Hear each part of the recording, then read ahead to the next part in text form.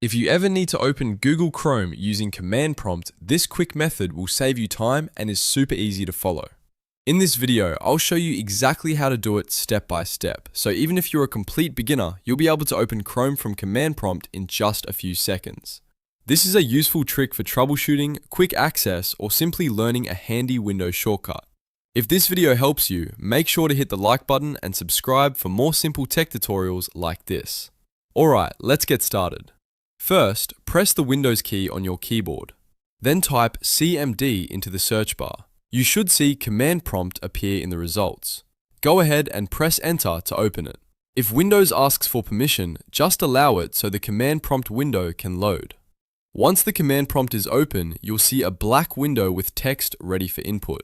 Now type the following command exactly as shown. Start space Chrome. Make sure you type it correctly because this is the command that tells Windows to launch Google Chrome. After typing the command, press enter on your keyboard.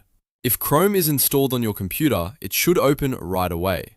In just 1 second, the browser will launch without you needing to click through the start menu or desktop shortcuts. If nothing happens, it usually means Chrome may not be installed or the system may not recognize the command. In that case, you may need to check whether Google Chrome is installed properly on your PC. But for most users, this command works instantly and is one of the fastest ways to open Chrome from command prompt. So just to recap, press the Windows key, type CMD, open command prompt, then type Start Chrome and press enter. That's it. You've now learned how to open Chrome from command prompt in a simple and efficient way. If this tutorial helped you out, please give it a like, subscribe for more helpful Windows tips, and I'll see you in the next video.